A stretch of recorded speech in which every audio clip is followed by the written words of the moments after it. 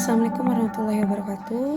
Saya dengan Jova, Junior Bisnis Fasilitator dengan nomor induk mahasiswa 222-030-2160.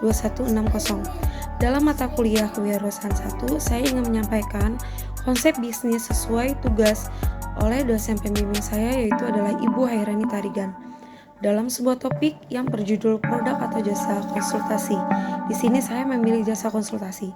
Jasa konsultasi yang saya pilih adalah studi kelayakan pembangunan pelabuhan atau feasibility study. Perkenankanlah saya memulai konsep bisnis ini dengan beberapa kriteria atau langkah-langkahnya sebagai berikut. Yang pertama adalah langkah-langkah. Nomor 1, menentukan produk yang akan dibuat konsep bisnisnya. Kriteria, nama produk atau jasa diidentifikasi berdasarkan karakteristiknya. Untuk rekaman hasilnya adalah pembuatan studi kelayakan pembangunan pelabuhan batubara atau feasibility study. Yang kedua, deskripsi produk atau jasa diidentifikasi dengan berdasarkan tuntutan pemangku kepentingan, singkat, jelas, kata, dan kunci. Kepentingan selaku pemilik atau pemegang izin usaha pertambangan atau yang bisa disingkat dengan IUP, mutlak dalam hal ini akan membangun pembangunan khusus batubara untuk keperluan loading, pemuatan batubara yang akan dikirim keluar pulau, lokal maupun ekspor, melalui pelabuhan yang akan dibangun berdasarkan hasil studi kelayakan atau melalui proses akan dimulainya pembangunan proyek pelabuhan tersebut. Yang kedua adalah bentuk paket penjualan diidentifikasi berdasarkan kebutuhan pemangku kepentingan. Di sini saya menceklis dalam bentuk paket yang merupakan sebuah paket dan bukan satuan. Dikatakan paket karena proyek studi kelayakan ini ada beberapa yang menjadi objek studi di antara lain. Yang pertama adalah studi lahan pelabuhan atau tanah daratan yang kita lihat yang merupakan kepemilikan atau aset si pemilik dengan dibuktikan hak kepemilikan. Yang nomor 2, studi perairan, pelabuhan yang dimanfaatkan untuk area labu dan bertambat kapal-kapal. Yang nomor 3 adalah studi teknis atau gambaran tentang fisik pembangunan dermaga itu sendiri.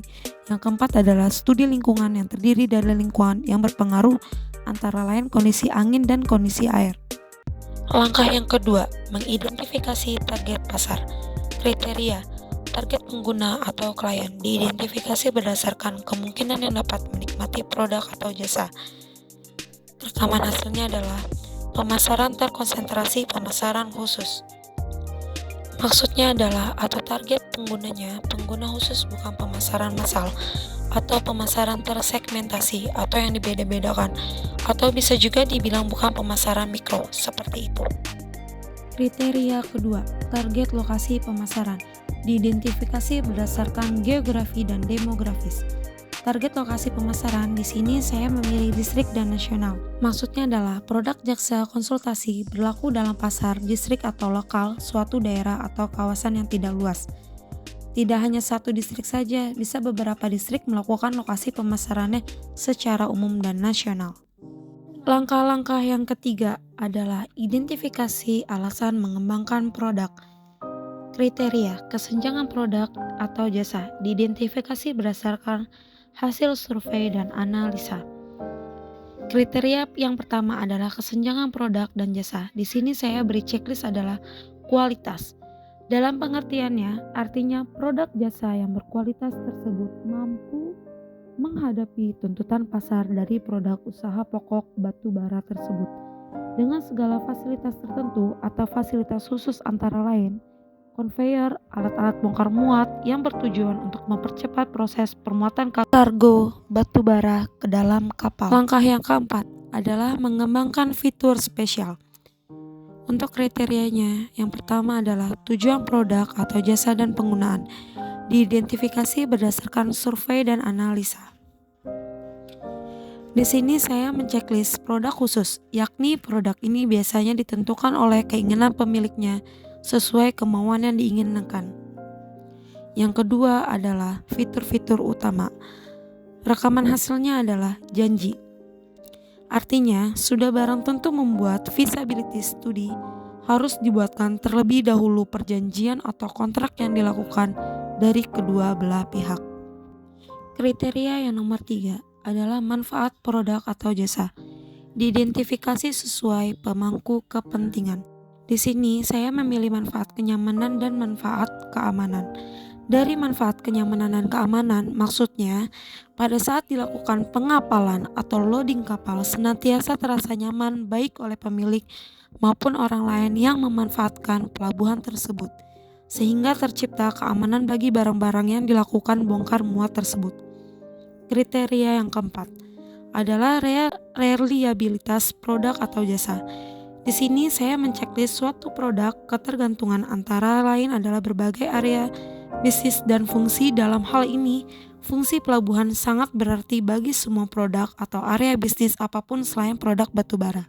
Sampai kepada tahapan yang terakhir, yaitu adalah yang kelima, langkah mengembangkan tim manajemen. Kriteria pertama adalah personal branding tim konsultan. Diidentifikasi berdasarkan portofolionya. Untuk rekaman hasilnya, sertifikat. Di dalam tim tersebut terdapat beberapa orang ahli yang bersertifikat yang bekerja sama untuk mencapai suatu tujuan untuk melakukan studi kelayakan pelabuhan sesuai dengan arahan atau petunjuk yang dibuat oleh si pemilik. Atau dalam arti lain, bahwa pembuatan FS atau studi kelayakan pelabuhan suatu proyek sudah barang tentu dibutuhkan seorang ahli yang dibuktikan dengan sertifikat keahliannya dan ditambah lagi dengan pengalamannya. Kriteria yang terakhir adalah kualifikasi tim. Diidentifikasi sesuai kerangka kualifikasi nasional. Untuk rekaman hasilnya adalah kualifikasi tim. Pada level okupasi bahwa pekerjaan konsultan studi tersebut sudah merupakan profesi seseorang atau tim dan sudah pula merupakan pekerjaan sehari-harinya.